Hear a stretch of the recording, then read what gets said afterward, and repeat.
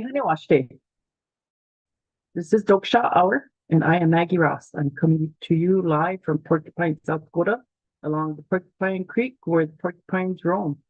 Yeah, we don't have porcupine trees, we don't have porcupine grass. We have a porcupine road. Yeah, we have porcupines.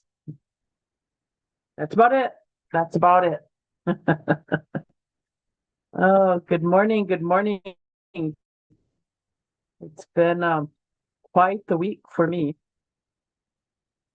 I apologize. They didn't make it in the mail. I'm driving around with them now officially. So that's one step forward. And then I meant to mail them when I was in Rapid. Didn't do that either. I need an assistant. I think so. Oh my goodness. So get your coffee going because we're gonna get going here too.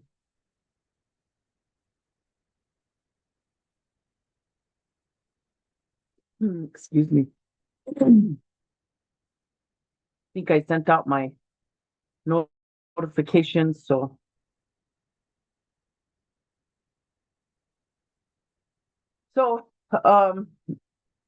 today we're going to continue our conversation. We're going to continue our conversation. We want to talk about consent and tracking and power. We're going to continue looking at how social media or how our phones, our smartphones, these things, um, they're great tools, but now they're also are probably our worst enemy because we have all these apps. Yesterday or this morning, early this morning, I went through and I started deleting apps that I don't even use. I said, why did I put that app on here? Maybe that I thought it was a good idea, like my retirement app. Why do I need to have that on my phone? I don't. And why does your retirement company need to create an app? They don't. Like they could track you just off your internet use. Anyway, so I deleted that. I deleted quite a bit of stuff. Like, why did I have that on here? Like my health insurance thing, why did I have that on here? And I'll probably delete my Progressive. I forgot to do that. My car insurance, why do I need them on there? Like I could just access all of that off of my computer. And so one of the things and why I'm talking about that is oftentimes we don't even know that our phones, our own devices, and our own demise, we are our own worst enemies, that we do these things and we think, well, I have nothing to hide. I have nothing to hide. So I could just do this, thinking along those lines, but it isn't about whether or not you have something to hide. Data is big money, is big money. And there's been like this big push, this big push to um, analyze our data. And so,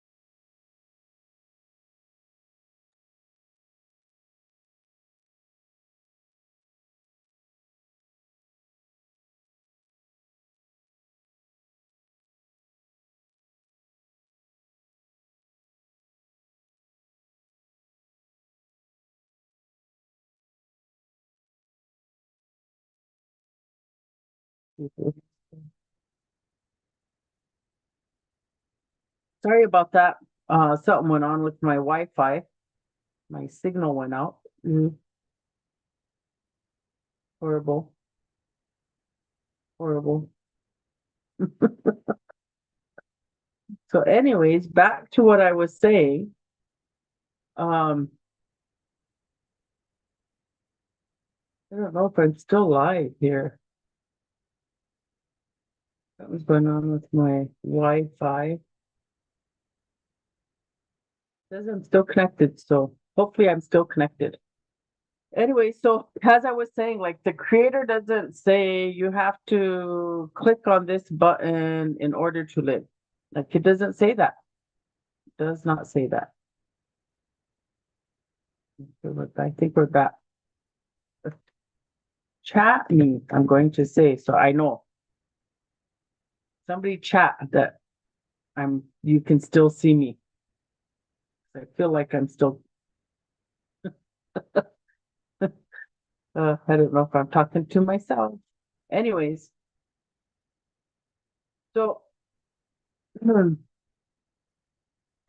so if we had to do that, then we would come along, like creator would say, these are the terms of agreement, the terms of service for you to walk on this earth. And maybe there is somewhere, but we get born and then we have, they call it free will. I don't necessarily believe in free will because as much as I know within the mind, that we are very much conditioned in everything that we do. We're conditioned from the time we come out of the womb. Probably even in the womb, we are becoming conditioned. So one of the things then that we're doing is having this conversation about terms of service, privacy. What do these things mean? What do they mean on our devices? And we don't, I can just tell you, we do not, we just click, I agree. We don't even know that we've sold our souls to the devil. We just agree. I have nothing to hide. I have nothing to hide. That's what we say. I have nothing to hide. And we don't even realize in our I don't have nothing to hide that we are now under surveillance. So last week we talked a lot about surveillance and resistance. We talked about how they do this, what the reports are saying about what happens. We're watching platforms and institutions tighten control. We're watching like TikTok. So Trump is the president in 2020 that said that we needed to shut down TikTok. He's the one that said it was a threat. And a lot of people like don't like really consider this because he said, right? He said this, and then they all passed these rules, and then Biden didn't do anything. Biden didn't pressure it. Biden didn't, anything. He just kind of kicked the can down the road. And then Trump's reelected, and Trump's big campaign is, I am going to save TikTok. But he actually was the one that brought the ban of TikTok. And now you see his true colors about who the man is, right? Like he's 100% Zionist. He is probably, Joe Biden, General Joe said, I am probably, whatever, crowned himself the most Zionist Christian loyalist to Israel president ever to walk in the United States, right? Like that's what he was doing, declaring it. Trump just quietly sat back, didn't say nothing about it. Talked about, gonna free, stop the massacre, the genocide in Gaza. He talked about ending wars, because a lot of people we're all tired of paying the taxes of war. So he did all of that. And then he's going to save TikTok, and everyone's like, yeah, he's going to save it. But he's the one that actually caused the problem with TikTok. because he is a bigger Zionist than Joe Biden. He's a bigger Zionist than probably all of the Zionists that sit on the Democratic side, probably even bigger than the Jewish people that are Zionists, you know? So he buffaloed everybody, snowballed them, lied, because that's his game, art of the lie. You know, it isn't art of the whatever it was. Art of the what? What was his book? Art of, anyways, he's a liar. And he lied over and over and over. And now that, you know, like even that, we're going to release the Epstein files, but then he tried not to release them, and then he signed the thing to release them, and then they redacted everything, but then they didn't know what they were doing. So if you just copy paste into a new Word document, you see everything they redacted. And then they put a lot of the stuff out, the hearsay stuff, right? Like to try to get us all worked up. So we unredacted the redacted, saw what they were trying to hide, and then now they put out some files of just a bunch of reporting, but nothing was investigated. Like it wasn't corroborated or anything like that. It was just investigated or not investigated. It's just somebody took down so and so said this about Trump or so and so said that. And so I've been kind of careful about some of that stuff because it talks about them like being really horrible human beings, you know, about human sacrifice. And then it makes me think about all of the propaganda, excuse me, and the things that were said about Native people and human sacrifice and how they're all animals, but then yet they might appear to be the animals. But anyway, so Trump is heavily involved. Like people, I've been saying this, people are saying it isn't Epstein files, it's Trump files, and Epstein is in the Trump files. And so there is a lot of evidence coming out why nobody acted on them. There's statements from victims, things that were corroborated that Trump was involved in. And you have victims coming out themselves just naming Trump and the things that he did. And they wouldn't do that if they were, to me, they wouldn't do that if they were worried about getting sued, right? Like if Trump's going to sue them, then he's going to have to produce his evidence. So there's a lot of stuff going on with that. So a lot of people knew Trump was not the hero. He was the villain, and he remains to be the villain, and he's always going to be the villain. And if we were living in the cartoon world of was it Acme? No, Marvel, the Marvel cartoons book. If we were living in that, Trump is the villain. He's the villain. And who is the heroes? It isn't anybody wearing the Republican or the Democratic cloaks. It's not any of them. So whoever our hero is people who are out there that are continually doing the work without, and that know that red and blue are the same. And so some people are trying to create like a purple party or something like that, but knowing that red and blue are the same. And they have the same agenda. They just come about it differently.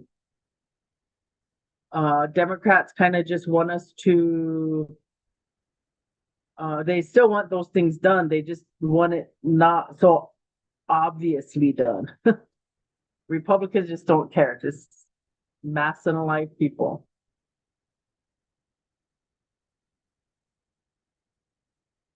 So, excuse me. So here we sit, like we're in this place, and we're looking at what is all this social media stuff doing. So back to talking about terms of service. So terms of service is when you download an app and then the first thing that says, do you agree to the terms of service? And like I was saying previously, we all just click, I agree. We never go through, we never really read, or we never really comprehend what the terms are. And basically what they are one-sided contracts. They're basically something that protects the app, that says, or the corporation that says, we're going to track you. So our data, like when we make it's more than a post. So you're on Facebook and you're posting, you're in TikTok, you're uploading, or you're posting a video, X, you're making a post, and Instagram the same. So these are like the biggest devices that are being used. And I watched this professor, he was talking about how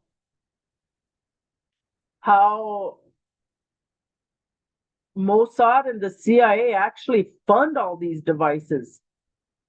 And it's a trick for us because it's something that connects us, right? When we feel isolated, we can get onto an app and we can social media, and we can communicate with people when we're feeling kind of isolated. So it's kind of trickery. So Mossad and CIA give the money up for this. So that's why they're free. So we don't pay for it because it's free. It's being funded by Mossad and CIA, and there's a lot of evidence about it. So what is the data that they're looking for? So they're looking for your location. They're tracking your location. You remember, like in Facebook, you can say where you're posting from. TikTok added that, like your location. So you could say, so I would say I'm in Porcupine. And then it got kind of interesting because now they have like some kind of honesty thing about your location, like you can't be fraudulent. So because people would post like they were in Gaza or whatever, or where, somewhere they weren't, they would post it like they're in Minneapolis and they're not in Minneapolis. So now they're like, that's kind of could be considered against community guidelines to falsely say where you're at. So the other thing they want is your device ID. So we give that up. We give up our contacts who we're communicating with. Do you ever see that where they say, do you want to add your contacts? So meaning they'll find you. And it was real interesting one time. One of my what would he have been called? The chair of my dissertation team in TikTok. Like he found me on my number. He thought it was real crazy because I must not have thought of it. I never thought of it either, but he must have accepted, based off of your contacts, and then it found me. So he was able to find people based off of his. So there's a question that gets asked to you if you want to do that or not, then it'll track people. And so see, you can find people based off of their phone number. So if they're creating multiple accounts, things like that, based off of their phone number, because all of these apps also make us do that. They make us use our phone number, like into your cell phone number, so they can track you. And then they also do this behavior thing too, like what's your behavior? What is the behavior you have on your device? Where are you going? What are you doing? So Google is really notorious for giving up our information. Google is another organization or company, corporation that was funded by the CIA and Mossad. And so I'm on YouTube, and Google bought YouTube. And so there's a lot of prediction about what's going to happen with YouTube. And I have YouTube on my device, but I'm probably going to take it off. I actually, even because of all of this, um, because of like my realization of what's happening to me is like my phone. So I'm starting to do that. Then I watched this news report of people who are going back to the flip phones. And I have my mom's flip phone, so I was thinking about going back to using that. Just using that and leaving my device at home. Or you could get those little protector bags so they can't track you. So if you take off your location and all these things, they're still able to track you. It's just crazy what they do to us with our phones. So tracking equals modeling, and it's also predicting. And prediction is power because it allows intervention before choice, but it also, do you remember hearing about the pipeline to prison? School pipeline to prison? So this is like some of the modeling that's happening with Palantir. Remember we talked about Palantir last week. So Palantir, all Palantir does is it's able to bring all of that information together for analysis. And so when they give it to police officers, when they give it to the military, they're able to predict our behaviors based off of our device patterns. They're able to track where we've been based off of, our phone. And so predictive models flag our risk. But so when they're talking about like where, you have your phone and you're on probation or something, they can track that, give your phone up. They can pull all your stuff. Child welfare, schools, they take these authorities.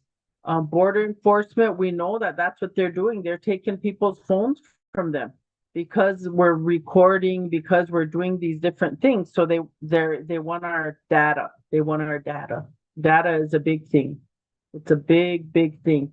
And for some time, there's been people that have been trying to talk about Indigenous data sovereignty. And we talked about it in the sense of like DNA, and we've talked about it in the sense of language preservation, or all the controversy around the written word and who has the data for that, and where the control of those things. So we've talked about all that. For us, though, in Native communities, we're really vulnerable. They can track us, they can do things, and it's kind of like this whole prison system. So they need to have people in their jails in order for the jails to be suffice, to have employment. So people need people in jail. And if you go to Pennington County, and if you can think back to just 15 years ago to what that Pennington County jail looks like now, 20 years ago to now, big difference. And then you go and you look at, well, who's in there? Who's in there? Native Americans are the largest population in South Dakota prison systems, and we have the largest percentage of people in jail. So I think the last time I looked, like 75% of the prison population, I believe, or something like that it was. So you have all of this stuff happening with our data, and then we have to think about who and what.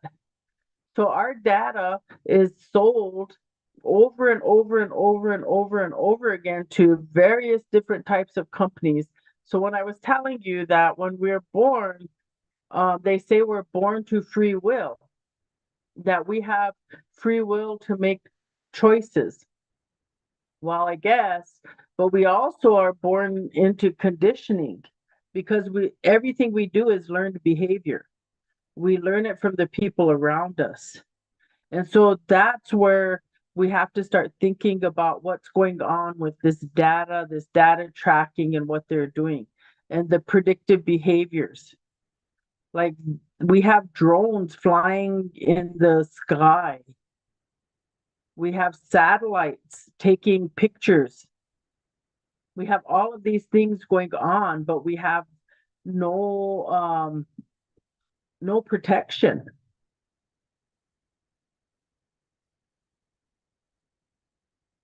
And so we need to start thinking about, did we consent? Are we consenting to be predicted into suspicion? So in law enforcement, everybody's a criminal. They just haven't been caught yet. Everybody's a criminal. Even a police officer is a criminal. Everybody is a potential criminal. So when you're in law enforcement, you're looking at everybody like that. Everybody, no matter who they are, is a potential criminal. And so what do you do? And how do you do it?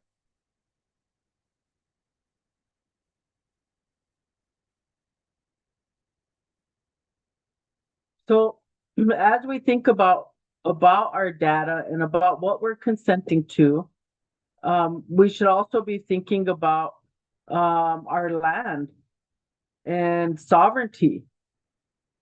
So sovereignty in land, like we have treaties, we have rule of law, we have precedent, we have all of these things that say we're sovereign. Yeah, I always like to say George W. Bush.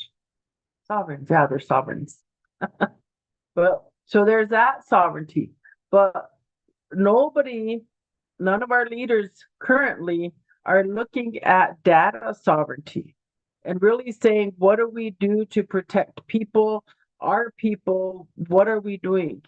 So if tribes don't control data, others will use it to control our people. And so they need to be getting real and start focusing on these things because this is where behavior is happening. This is where they're tracking us. And I would keep saying this. So in North Rapid, you could just drive around that little block of North Rapid and police officers can do that. And then they can pull everybody's data out of there. They can do that down here and we don't even know it. We don't even know it. We could, because ICE, the feds, they can just wear regular people clothing.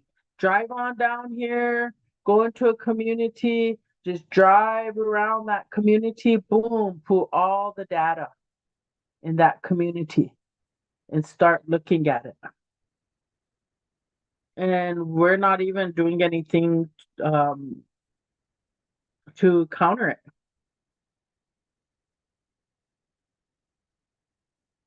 So what do we need to do? How do we need to do it? I think tribes should be passing data protection ordinances. What does that look like? Well, it's going to look like whatever we need it to look like to protect the people and their data, even the tribe in itself, dummies. Sit down here and they say, go ahead, Elon Musk, bring your Starlink. We're going to hook all our stuff up into these data systems. There is, and I got to go look it up. Let me see. Look it up. There is a 911 service, a 911 service that intentionally does this. And I can't remember what it's called. Let me look it up real quick. 911 service.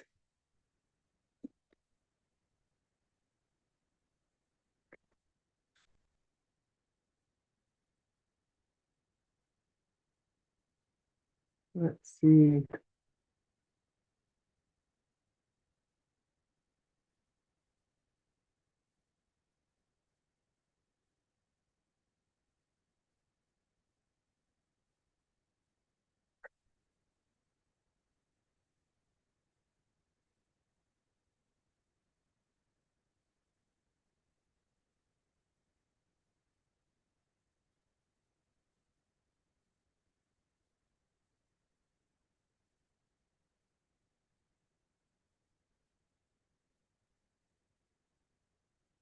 That's the wrong question. I'm gonna have to save that question because it's giving me a whole bunch of stuff now that I want to go read about Israel.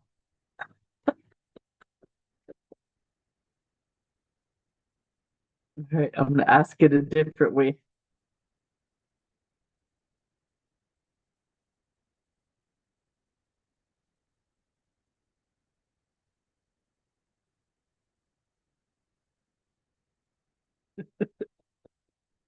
Yeah, always have to think about the questions I ask.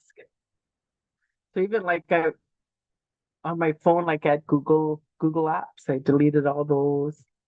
It's just like crazy. Um,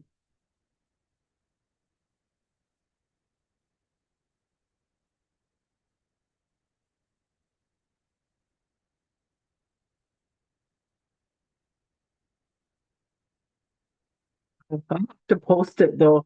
Anyways, there, and I believe our tribes use it. Um,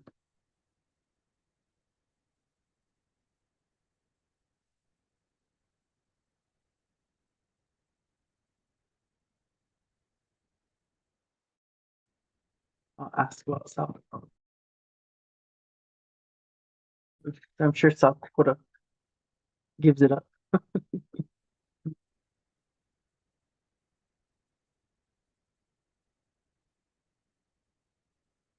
But anyways,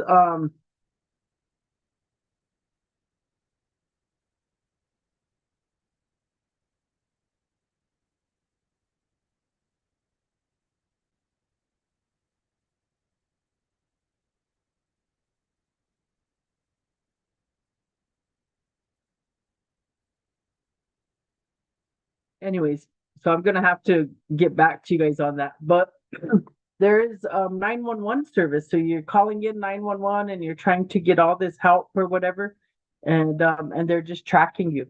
They're taking information and it's stuff that gets used against you. And it's pretty wild. Pretty wild.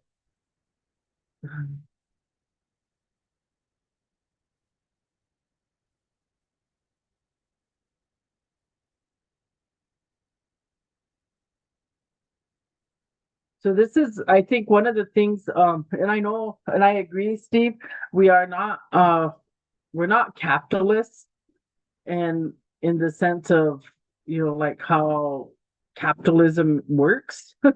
I mean, I know there are some people who do now, they assimilated into capitalism, but um, in like development. So the Oglala Sioux tribe, oh, I gotta sneeze.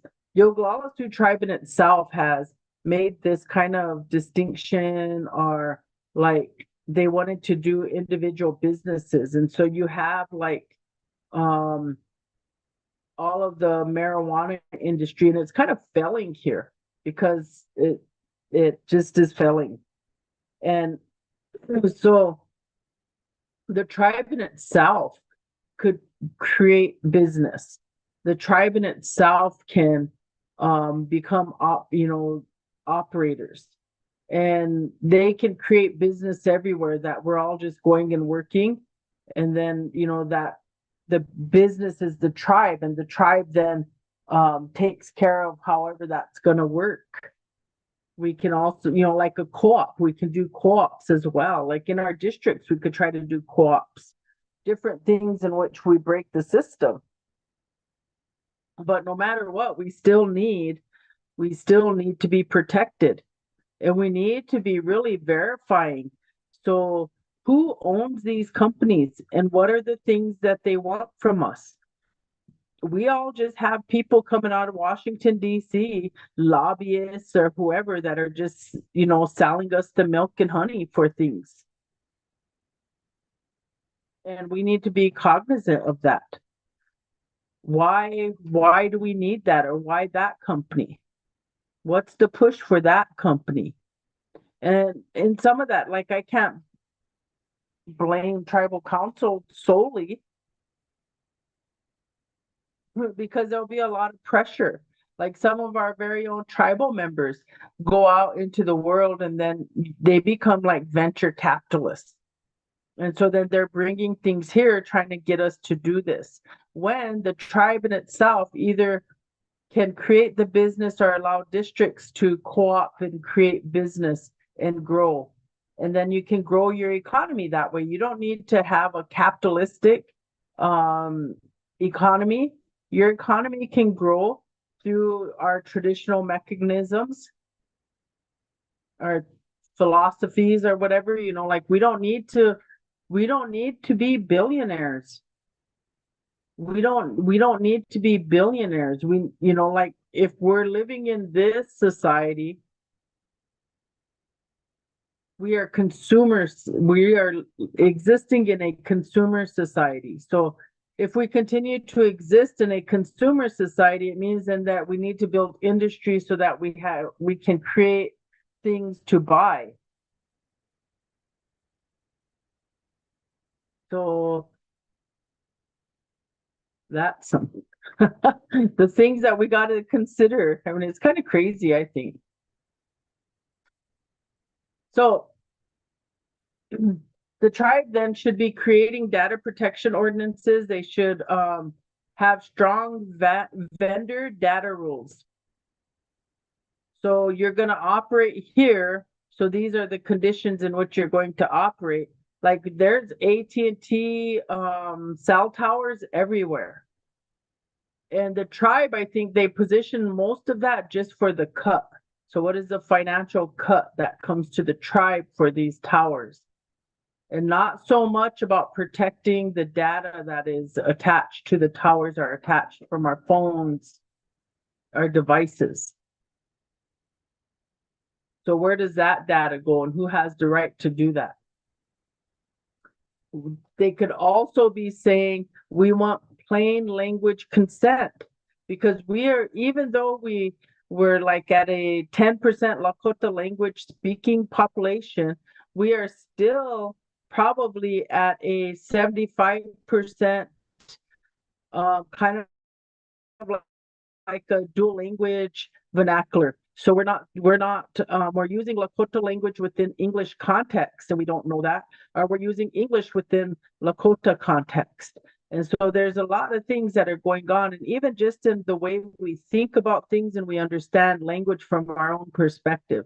And so we want plain language consent. And then they could create like a data board or a committee that has to go and look at this stuff. What are they doing with that data? What are they doing with our data? Are they breaching our data? They can limit federal law enforcement access to our data. Community digital safety education. So we could be out like I'm doing right now on Toksa Hour, talking about the stuff that's going on with our data. This kit. Oh my God, this really clawed me up on my leg. This is the new Toksa Hour cat. Hopefully we'll be living in Hot Springs by the end of the day, huh? Yeah.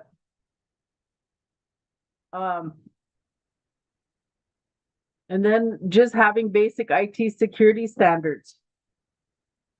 Oh my God, that cat is terrible.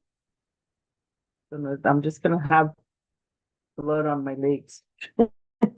Just claw me up to death. Oh my God, this cat.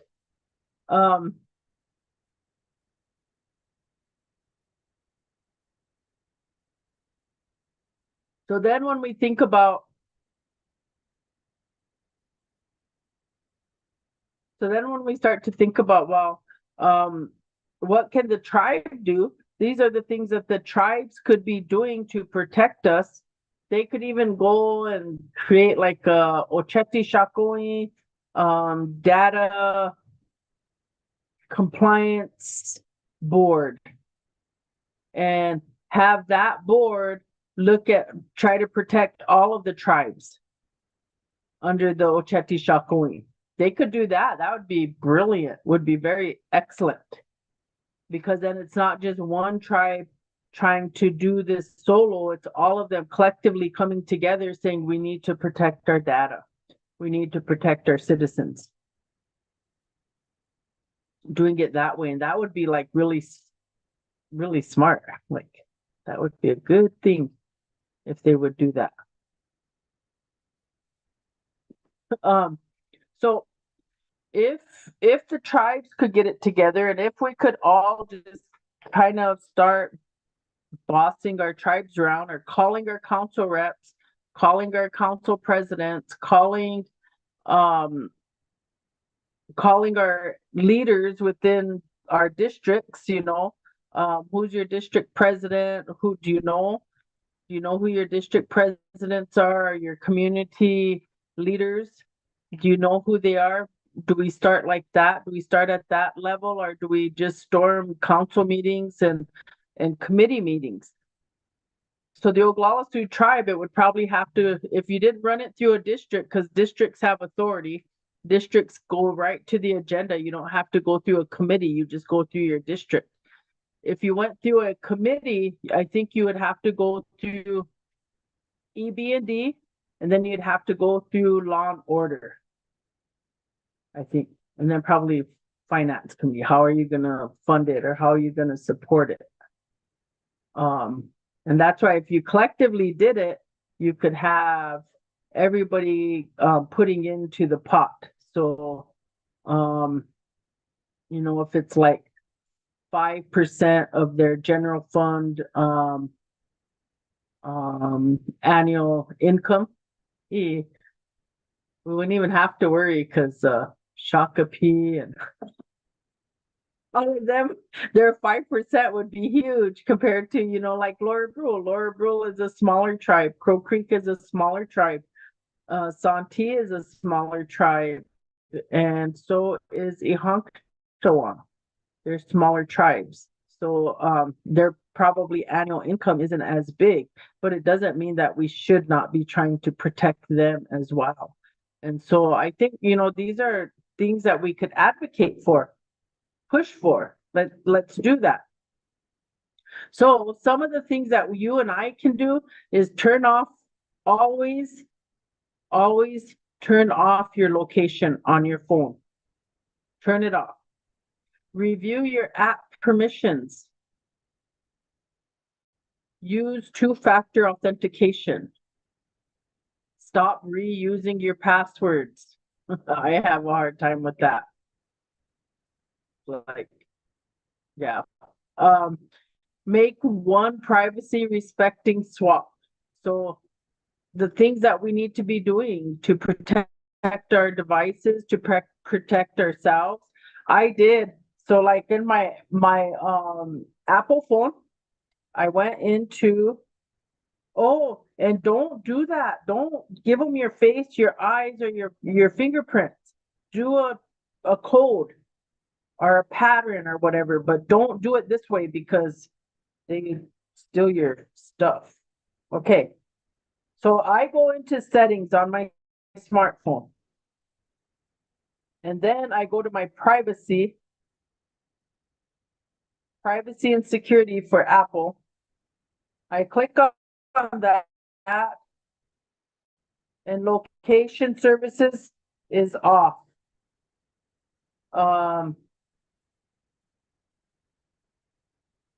It says public safety alert. Local law enforcement advises that an armed and dangerous person may be in the national forest somewhere in the vicinity of Sheridan Lake. Police are looking for an adult male who stands 6'2" tall and weighs 160 pounds. If seen, do not approach. Immediately call 911 and report his location. Use his smartphone tracking. Anyways, for some reason that came on when I went to it. So when I went to, I can't make it come on, locations. So share my location. I share my location only with my son and my mom, but my mom is no longer here. Sad. My mom is no longer here, but I haven't gotten the nerve up to stop sharing. Anyways, so in privacy tracking, you would go there and turn off, or don't turn on, turn off, allow apps to request to track. Don't let anybody track you. Turn that off.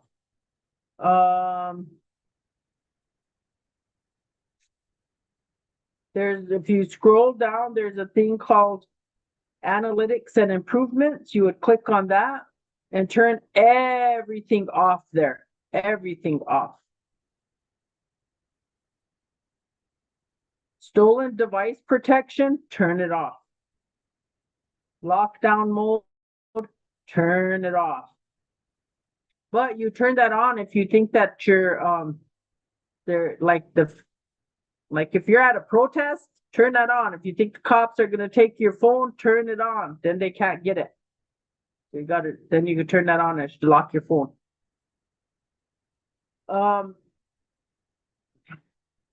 Even Siri, they talk about, and I haven't done a lot of stuff with Siri, but Siri, usually you give her access to communicate, she's pulling your data.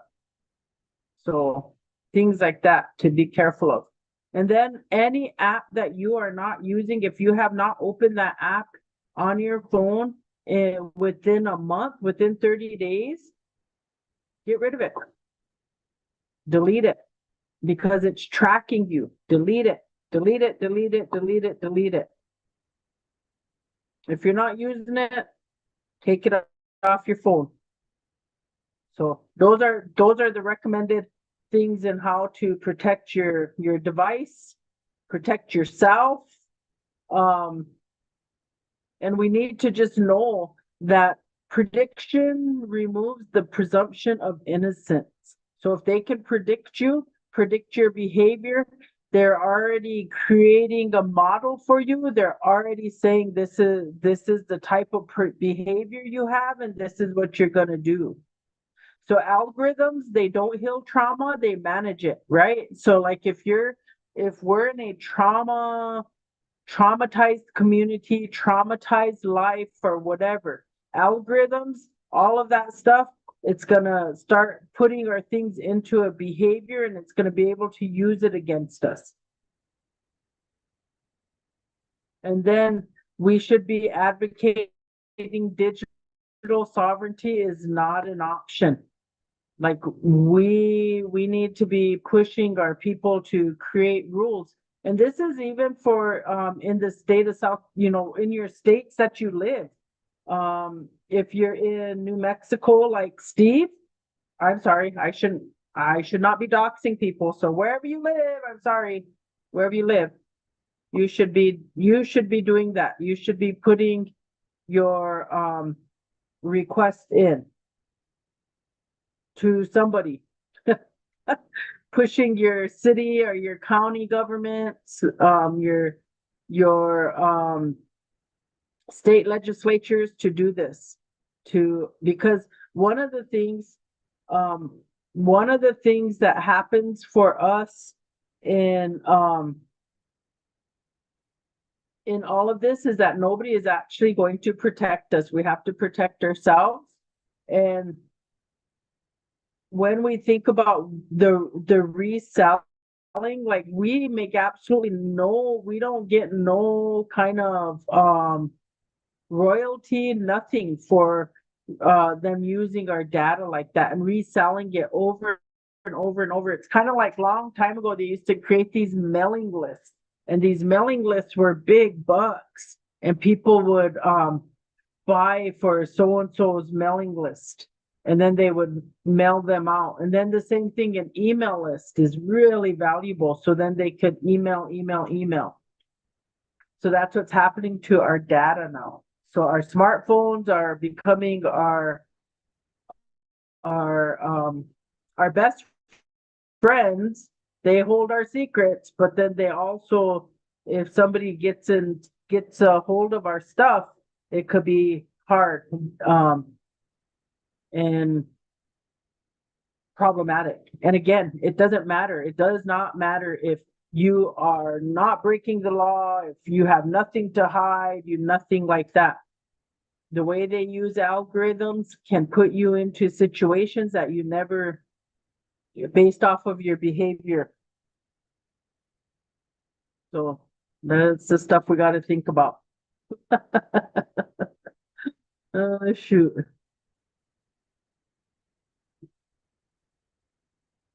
Yeah, maybe that's it. Oh, I'll tell you, this was one of the most painful things that I had to do this week.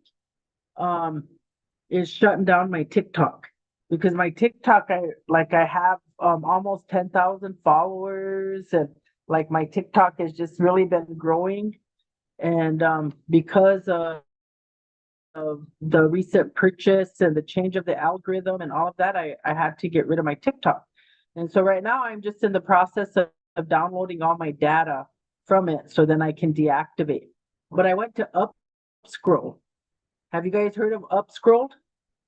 Upscroll is pretty amazing. It's a Palestinian owned app, and it's not based in the United States. It's based in Australia.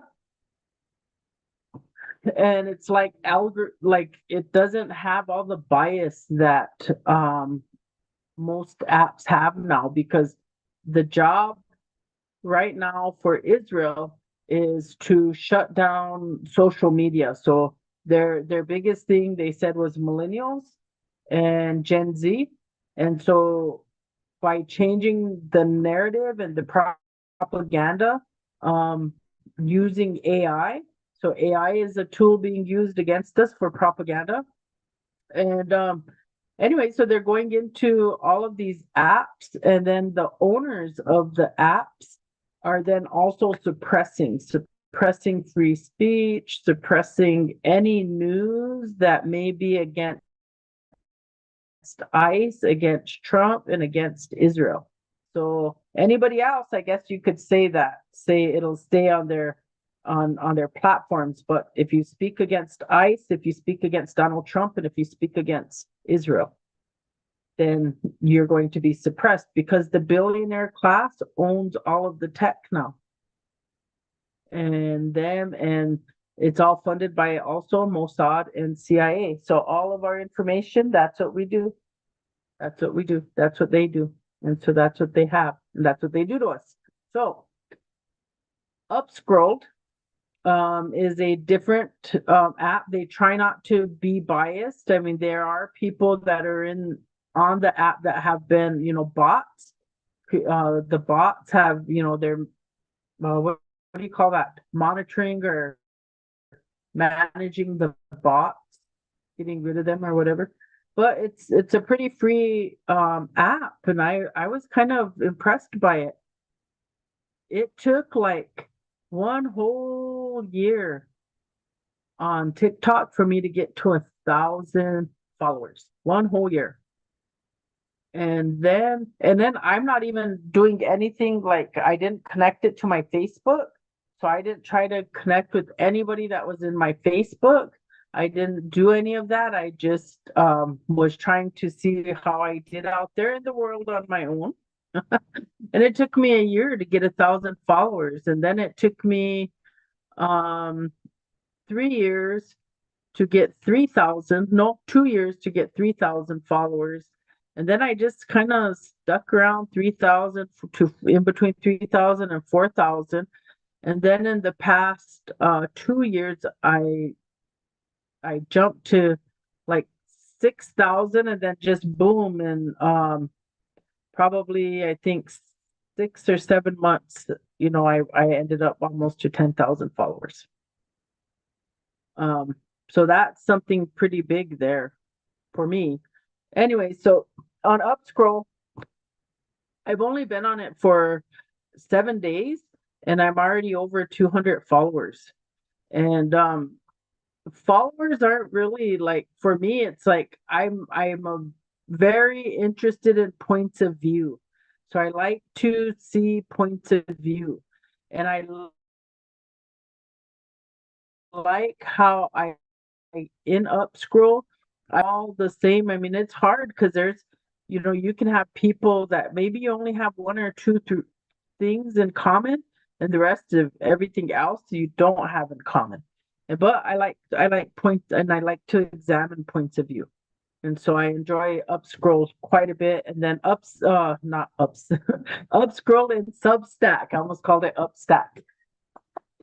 Oh my God. Anyways, so yeah, so do we create a Lakota phone? I don't know. China is probably the best, has some of the best types of phones that are not permitted to be sold in the United States because all of our phones have to have some kind of access for government. The government, we have the like our smartphones, they give access to somehow to our data.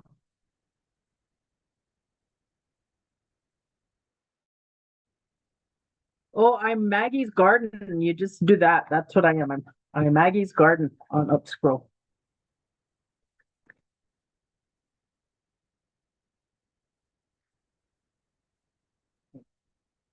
I used to be I mean that was my name in TikTok, Maggie's Garden. And I picked that because um I started TikTok around the time I was gardening. And so first I was just I don't remember, I think I was just Maggie or I just had user something and I was gardening and geez that year I had the most beautifulest garden and flower garden. Everything was just so beautiful. And so then I went with Maggie's Garden and I wanted to do a farm. So I even thought about Maggie's Farm, but that name was taken. So I just went with Maggie's Garden because I have my chicken farm. So anyways, yeah. But so I want to thank you guys for tuning in. I'm just like obsessed right now with surveillance and with our technology and all of the things going on. And it seems like we are held hostage to it. And so just try to tell people you need to be careful. Even like in the internet, they talk about using private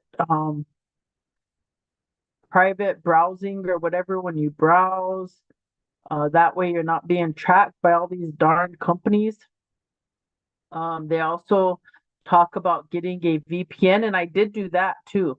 I did get a VPN, and I use a VPN, and I'm glad for it.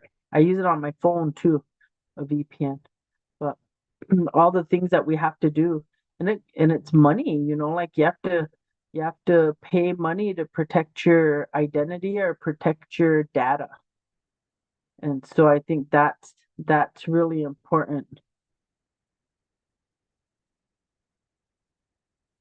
Yeah. And that would be cool too, right? To have our and so I know the tribe, this is what the tribe was trying to do, but then it didn't, like it messed up. I don't know. Um, I think the failure is that you put your own cronies in those positions that don't even know. But they wanted to create their own internet company. So Cheyenne River has their own internet company. Rosebud and Ogallala, we use Golden West. And so then the alternative to Gold, they just shut down. Golden West can't build no more new lines. And then they opened it up to Starlink, which Elon Musk owns that and he's stealing everybody's data. He's stealing your data, people. You may not be not a criminal. You may not be whatever, but they're still. And they can turn on listening devices. They can everything. Oh my God. Anyways, yeah, that's what we should do. I'm gonna go on about this, man. I'm just really like passionate about it right now. Is that we need to do something in regards to protecting our data and finding real solutions and not just, you know, band-aids.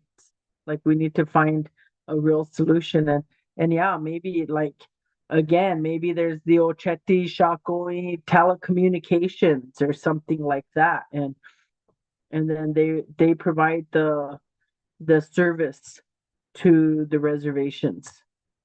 One way to protect our data. Anyways, good ideas, I think. I think. But I want to thank you guys for logging in, spending the time with me.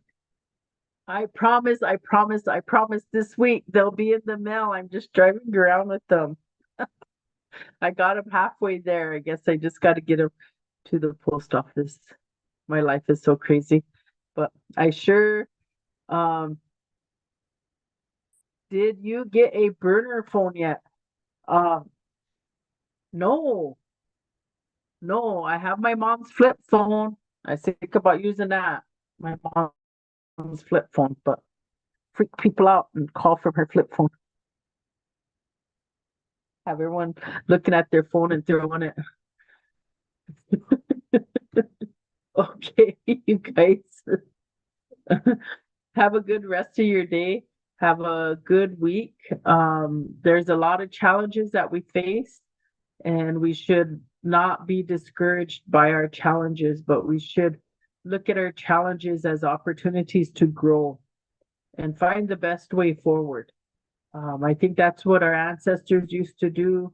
Our ancestors used to look at big pictures and and what they would call is chew on the fat. They think about it. So that's what we need to do is like, how do we address our obstacles and our challenges? Is we need to think about them, look at them and think about them, and then make decisions. Like we shouldn't just be accepting terms of a service.